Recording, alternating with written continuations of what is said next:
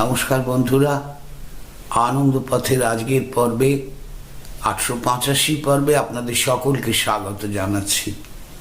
আশা করি আপনারা ভালোই আছেন। আজ অনেকগুলো দিন পর পর গুরুগম্ভীর বিষয়ের আলোচনা চলছে। সাধনা, নিজেকে তৈরি করা, সব কিছু সুন্দর করে গুছিয়ে তাঁর জন্য ব্যাকুল হওয়া, এসব নিয়েই কথা বলে যাচ্ছিলাম। তো আজ একটু অন্য কথা বলি, আশা করি আপনাদের খারাপ লাগবে না। তখন সবে এই ইউটিউব চ্যানেল শুরু করেছি, মাসখানিকের মধ্যে গোটা কতক পর্ব প্রকাশিত হওয়ার পরের ঘটনা। একদিন একটি ফোন চলে এলো। উত্তরবঙ্গের একটি জেলা থেকে এক ভদ্রলোক ফোন করছেন, যিনি আমার কাছে জানতে চাইছেন যে আমি কোথায় থাকি। তো আমি শুধু কলকাতায় এ কথাই বলেছি যে কলকাতায় আছেন কি করে, একটা বাজে জায়গা, ওখানে শুধুমাত্র টাকা পয়সার লেনদেন, হিসেব নিকেশ, স্বার্থ আর চিৎকার, কোলাহল, ঝগড়াঝাঁটি, মারামারি, এছাড়া আর কি আছে। আর আমরা বাস করি কি সুন্দর জায়গায়, গাছপালা, সবুজ প্রকৃতি, শান্ত নীরব নির্জন জায়গায়। তা আমি হুঁ হুঁ করে যাচ্ছি, ঠিক বলেছেন তাই তো। তখন আমি খুব কি বলবো, একটু সংকুচিত থাকতাম, তাই একটু কম কথাই বলতাম আর কি। কিন্তু ভদ্রলোকের ফোনে খুব ইন্টারেস্ট লাগলো, যেহেতু উনি প্রায় সঙ্গে সঙ্গেই বলে ফেলেন, আসুন একটা এক্সচেঞ্জ করে ফেলি, আপনি আমার এখানে চলে আসুন আর কলকাতার বাড়িটা আমায় লিখে দিন। আমি বললাম মানে? বলছে যে ওই নোংরা জায়গায় আপনি কি করবেন, আপনি সাধক মানুষ। আমি বললাম আপনি কি মানুষ, আপনার পরিচয়টা তো আমি এখনো পাইনি। বলছে আমার পরিচয় সামান্য, আমি হিমালয়ে দীর্ঘদিন সাধনা করে আবার সংসারে চলে এসেছি। সাধনা থেকে আমার নতুন কিছু পাবার নেই, আমার যা পাবার দুহাত ভরে তিনি আমাকে দিয়েছেন। আমি বললাম তাই, আচ্ছা বেশ, তো কি আপনি কি পেলেনটা কি? বলছে পেলাম বলতে আমি যা খুশি তাই করতে পারি, যা বলবেন তাই আপনাকে চোখের সামনে হাজির করে দেবো। আমি তো অবাক। আমি বললাম তাই, বলেন কি? আচ্ছা তারপর? বলছে তারপর আমি শূন্য মার্গে গমন করতে পারি। আমি ওরে বাবা, শূন্য পথ দিয়ে হাঁটতে পারেন নাকি? তখন বলছে আপনি আমার সঙ্গে রসিকতা করছেন, শূন্য পথের কথা তো আমি বলিনি। আমি বললাম মার্গ শব্দটার অর্থ তো পথ। বলছে শূন্য মার্গ এ বলতে কি বোঝায় আপনি জানেন না? আপনি সাধনা নিয়ে এত কথা বলছেন, অদ্বৈত সাধনা নিয়ে কত কথা বললেন, জ্ঞানের এত ভান্ডার আপনার মধ্যে, আর আপনি শূন্য মার্গ বোঝেন না, এটা কি হয় নাকি? আমি বললাম দেখুন, আমি কি বুঝি তা আমি জানি না, আপনার কাছে আমি তো শিশু, তাই আমার বোঝা দিয়ে আপনি কি করবেন, আপনি খুলে বলুন না। আর ওখান থেকে এখানে কিভাবে আসবেন, মানে আপনি আমার কলকাতার বাড়িতে হাজির হতে চান? বলছে যে আমার কিন্তু খুব রাগ হয়ে যাচ্ছে, আপনি সব বুঝে অসভ্যতা করছেন। আমি বললাম না না না, অসভ্যতা আমি কি করে করব? বলছে আমি এক্ষুনি এই মুহূর্তে আপনার ওখানে উপস্থিত হতে পারি, আর একেবারে আপনার কানটি ধরে দুটি চাঁটি দিতে পারি। আমি অবাক, হঠাৎ একেবারে এই কথায়? আমি বললাম ওরে বাবা, এ তো ভয়ের কথা, আপনি এক্ষুনি এখানে উপস্থিত হতে পারেন, আমায় চাঁটিও মারতে পারেন। কেন দাদা, আমি অন্যায়টা কি করলাম? আপনার পরিচয়টা জানতে চেয়েছি, আর কিছু কি? তো পরিচয়টা দিন না। বলছে কি আবার পরিচয় দেব? আমি একজন সিদ্ধ সাধক, আমি আপনার কলকাতার বাড়িটা নিতে চাইছি, আপনি আমার বাড়িটা নিয়ে নিন। আমি বললাম আপনি চাইলেই সেটা ঘটবে এটা ভাবছেন কেন? কে আপনি, কোথাকার কে? আর সিদ্ধ সাধক, সিদ্ধ সাধক আমি অনেক দেখেছি, আপনার সঙ্গে দেখা না হলেও অনেক দেখেছি। আর বড় বড় কথা বলে আমার সঙ্গে কোনো লাভ নেই। আমার সম্পত্তিটুকু যেটুকু আছে সেটা গ্রাস করাই কি আপনার লক্ষ্য? বলছে এসব কি শব্দ বলছেন, গ্রাস? আমি গ্রাস করতে যাব কেন? আপনি এসে নির্জন জায়গায় সাধনা করুন, সেইটা চাইছি বলেই। আমি বললাম, দাদা থাক থাক থাক, আমাকে নিয়ে আপনাকে এত ভাবতে হবে না। আমি কোন জায়গায় বসে কিভাবে সাধনা করব সেটা আমি ঠিক করতে পারি, আপনাকে ও নিয়ে চিন্তা করতে হবে না। কলকাতার বাড়ির প্রতি আপনার আকর্ষণটুকু আপনি প্রকাশ করে ফেলেছেন, যেখানে শুধু টাকা পয়সা, যেখানে শুধু স্বার্থ, যেখানে শুধু ভিড় ভাট্টা, শব্দ, কোলাহল। এই নোংরা শহরে আপনি আসতে চাইছেন আরো গভীর সাধনা করবেন বলে। বলছে আপনি একটুও ভালো লোক নন, আপনি ব্যঙ্গ আর রসিকতা করে খুব বাজে বাজে কথা বলতে পারেন।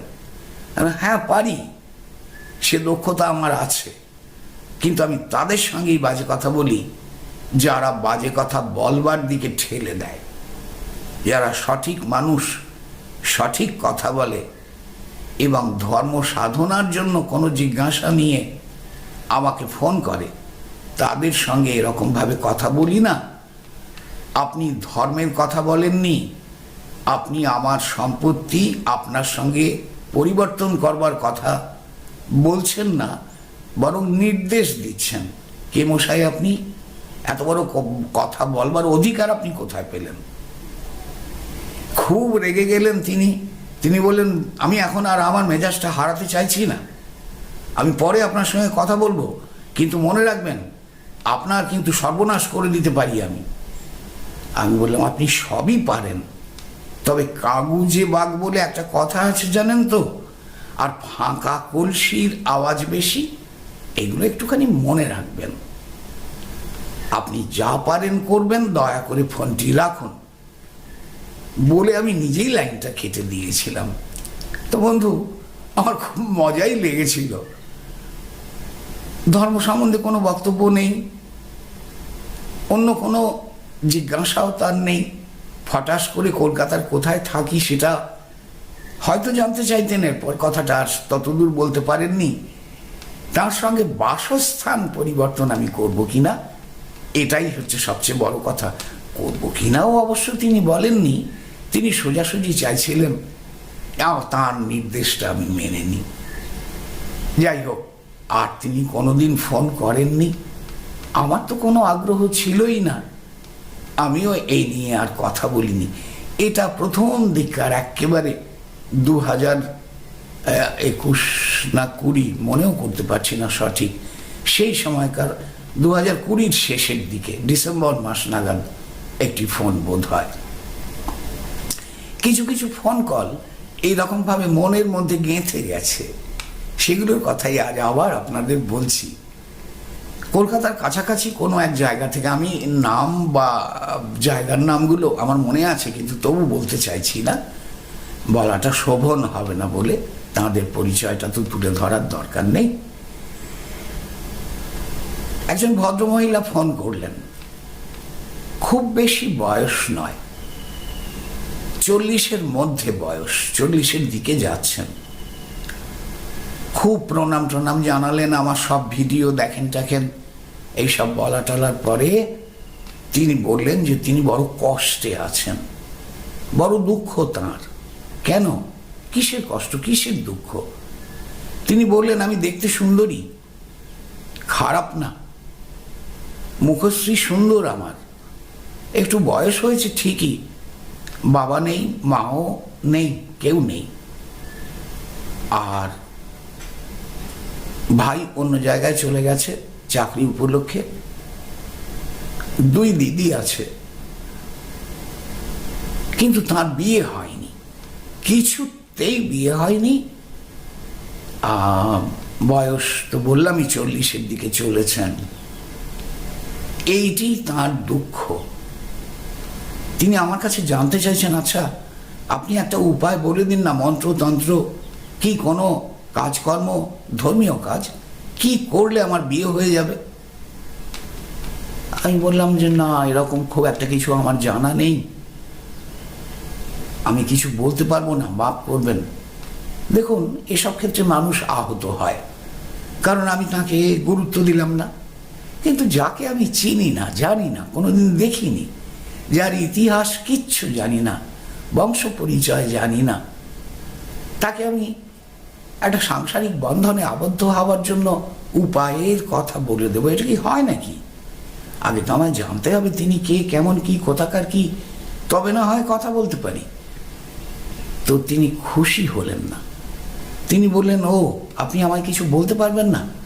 আচ্ছা বেশ। ততদিনে অবশ্য আমি অনেকবার ভিডিওতে বলে ফেলেছি যে আমার বাড়ি যাদবপুরে। তাই তিনি আমাকে স্পষ্ট কথা বললেন যে তাহলে আমি আপনার বাড়িতে যাব। আমি জিজ্ঞাসা করলাম, মানে? বলে, আপনার বাড়িতে যাব, আপনার ওখানেই থাকবো। আমি ক্রমশ অবাক হচ্ছি। আবার জিজ্ঞাসা করলাম, থাকবেন মানে? বলছে, থাকবো মানে থাকবো, আপনার বাড়িতেই থাকবো। আমার কেউ নেই, আমি একা থাকি, আমি আপনার কাছেই থাকবো। আমি বললাম, আপনি সুস্থ স্বাভাবিক আছেন তো? বলছে, হ্যাঁ, সুস্থ স্বাভাবিক আছি বলেই তো আপনার কাছে যেতে চাইছি, নইলে আর যাবো কি করে? আমার কোনো অসুবিধে নেই, আমি চলে যাব। আমি বললাম, না, কোনোদিনই আসবেন না, কখনো আসবেন না। আমার বাড়িতে বাড়তি লোক থাকতে দেবার মতো কোনো জায়গাও নেই, আর তাছাড়া আপনি কেনই বা আমার এখানে আসবেন? বলছে, ওই যে বিয়ে হয়নি বলে যাব। আমি বললাম, আপনার বিয়ে হয়নি বলে তার দায়িত্ব কি আমার? সে দায় আমি কেন নিতে যাব? আর কোনোদিন ফোন করবেন না, কখনো আসবেন না, কোনো যোগাযোগ করবেন না, এই বলে লাইন কেটে দিয়েছিলাম। বন্ধু, এর মধ্যে একটু বিষাদ দুঃখ আছে বটে, কিন্তু ভেবে দেখুন যে কত রকম খ্যাপামি, পাগলামি এবং মানসিক অসুস্থতার ভাষা নিয়ে এই ফোন কলগুলো বারবার আমার কাছে এসেছে। আরো ভয়ঙ্কর ভয়ঙ্কর আছে, বলছি, আর দু তিনটে বলবো, বেশি না। কলকাতার উপকণ্ঠে এক শহর থেকে এক মহিলা ফোন করলেন, আমার বাড়ি আছে, জমি আছে, বাড়িতে একটি মন্দিরও আছে, সমস্ত আমি আপনাদের দিয়ে দেব, আপনারা এসে আমার এখানে আশ্রম করুন।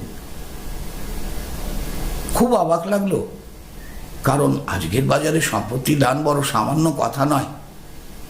তিনি বললেন, প্রায় বিঘে খানিক সম্পত্তি, একটু কম হতে পারে, কিন্তু তার মধ্যে আমার পাকা বসত বাড়ি আছে, সেটা কিন্তু আমার থাকবে, একবার আসুন। বলে মোটামুটি আলোচনার পর একটা দিনও ঠিক হলো। খুব বেশি দূরে নয়, কলকাতার কাছেই। আমিও আগ্রহ নিয়ে সেখানে গেলাম, এক সহকর্মীকে, সহচরকে নিয়ে।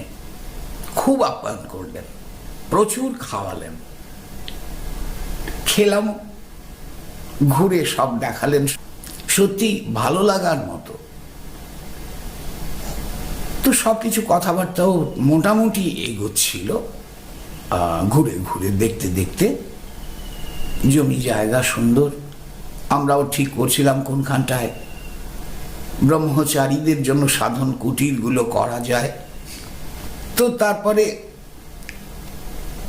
আবার চাটা খেতে খেতে বসে কথা হচ্ছে যে কিভাবে আমার দিক থেকে কি কি শর্ত। তিনি সব কথা খুলে বলেছেন। আমি বললাম, আমার শর্ত একটাই, যে মানুষের মৃত্যুর কোনো তো ঠিক নেই, আমি আজও মারা যেতে পারি, কালও মারা যেতে পারি। আমার অবর্তমানে এখানেই আশ্রম চলতে দেওয়া হবে তো তার আইনগত কি ব্যবস্থা হবে? তিনি বললেন, আপনারা বলুন কি চাইছেন। আমি বললাম, আপনার সম্পত্তির ওপরে আমরা অন্য কোনো অধিকার চাইছি না, আমরা কোনোদিন বিক্রি বাট্টা কিছু করতে পারবো না, এরম কথাই লিখে দিন আপনি। কিন্তু যতদিন আশ্রম থাকবে অব্যবসায়িক উদ্দেশ্যে, ততদিনে আশ্রমকে তোলা চলবে না, এই ব্যাপারটুকু স্পষ্ট উল্লেখ থাকা চাই। বললেন, বেশ বেশ, তাই লিখে দেবো, কিন্তু আমার বাড়ি আমারই থাকবে, এই অংশটা কিন্তু আমি আশ্রমকে দেব না। আমি বললাম, দরকার নেই, যতটুকু ব্যবহারের অধিকার দেবেন তার মধ্যেই আমরা আমাদের ঘোরাফেরা কাজকর্ম ঠিক রাখবো। এরপরে আসল কথায় তিনি এলেন, আপনাকে কিন্তু এই অংশটাতে থাকতে হবে আমার বাড়িতে। আমি বললাম, মানে?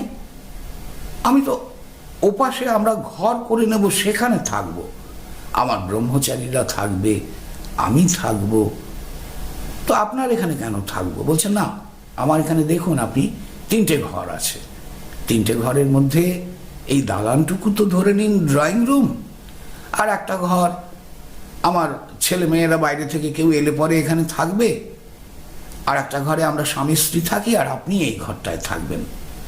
আমি বললাম কেন, আমি আপনাদের এখানে থাকবো কেন? বলছেন না, তা বললে হবে না, আপনাকে আমাদের কাছেই থাকতে হবে। দারুণ অবাক লাগছে আমার। আমি বললাম এর কারণটা কি, এর যুক্তিটা কি বুঝিয়ে বলুন, কেন আপনাদের কাছে থাকবো? বলছেন নইলে যে আপনাকে কাছে পাবো না, সেই জন্য আপনি আমার কাছে থাকবেন। আমি তো শুনে আঁতকে উঠেছি, কি বলে রে ভাই, পাগল নাকি? আমি আশ্রম করছি, আশ্রমের প্রধান একজন মানুষ হিসেবেই আমার পরিচয়টুকু ফুটে উঠবে, সেখানে একজন আমার কাছেই থাকবেন বলে মহিলা বলছে, সেটা আর কতদূর হজম করা যায়? তা আমি স্পষ্ট হাত জোর করে বলেছিলাম, মাফ করবেন দিদি, আপনার কাছে থাকবার জন্য আমার কোনো বাসনা বা অভিপ্রায় নেই, তাই আর কোনো কথা বাড়াবেন না, আমরা উঠছি। তৎক্ষণাৎ সেই জায়গা ত্যাগ করেছিলাম। এটাও একটা উল্লেখযোগ্য অদ্ভুত ঘটনা হিসেবে আমার কাছে এসেছিল। আরেকটি ঘটনা তখন, সেটাও খুব মজার। আমার মোবাইলে ফেসবুক ছিল তখন, এখন ফেসবুক নেই। এত ভিডিওর লোড টানতে পারছিল না বলে আমাকে এইসব অ্যাপগুলো বন্ধ করে দিতে হয়েছে। আরও প্রচুর অ্যাপ ছিল, আমি সব অফ করে দিয়েছি। আমি তো জানতাম না যে ধরুন প্রায় 500, 600, 700 ভিডিও এর যে লোড, সেটা টানতে পারা সাধারণভাবে একটা মোবাইলের পক্ষে বেশ অসুবিধাজনক। তো ঠিক আছে, ফেসবুক তখন ছিল, এখন নেই, এইটুকু জানিয়ে রাখলাম। ফেসবুকে একদিন একজন লিখে পাঠালো, আপনি করে নয় তুমি করে, অনেক সুন্দর সুন্দর কথাবার্তা। তুমি কোথায় থাকো, তুমি সারাদিন কি কি করো, তোমার কাজ কি, তোমার কি রকম রোজগার পাতি। আমি বুঝলাম পরিস্থিতি শুভ নয়। এই সমস্ত প্রশ্ন আমার সম্পর্কে জানে না বলেই করছে। আর তখনও আমি বুড়োই ছিলাম, আজও বুড়ো, তো সে ধারণা করতে পারেনি আমাকে বোধহয় কোনো যুবক ভেবেছে। তা আমি নিজের নাম, পরিচয়, বাসস্থান মোটামুটিভাবে লিখলাম। আর তো তিনি সব শুনে টুনে জবাব লিখে পাঠালেন, তুমি কি করো গো, কত আপনার জোন আমার, তা নাহলে এইরকমভাবে লেখে কখনো? তা আমি লিখলাম, আমি পুরোহিত। এই একটি বাক্যই লিখেছিলাম। তারপরে জবাবটা এসেছিল, ছ্যা, পুরোহিত। তো আমি দারুণ খুশি হয়েছিলাম ছ্যা করেছে বলে। পুরোহিত বলতেই তার একটা বিরক্তির জায়গা চলে এসেছে, যে পুরুতগিরি করে খায়। কিন্তু পুরোহিত শব্দের মানে হচ্ছে যিনি পুরোজনের হিত করেন। আমার এই ইউটিউব চ্যানেলের মাধ্যমে আমি 10 জন মানুষের হলেও একটু হিতের চেষ্টা করে চলেছিলাম, তাই আমি তো পুরোহিত। আমি সেই অর্থে লিখেছি।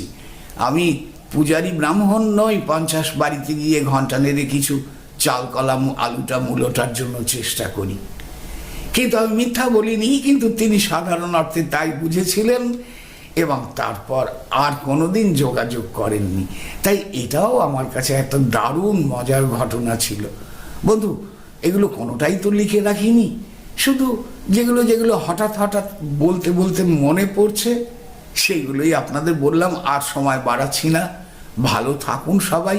এরকম কয়েকশো আগ্রহোদ্দীপক রসিকতা, মজার ফোন আমি পেয়েছি গত 5টা বছরে, এখনো পেয়ে চলেছি। যদি আবার কখনো এরকম কয়েকটা মনে পড়ে, আবার আপনাদের বলবোক্ষণ। ভালো থাকুন সবাই। আজ একটু রসিকতা করার মতন আমার বক্তব্য পেশ করলাম। সকলকে নমস্কার, সকলের মঙ্গল কামনা করছি।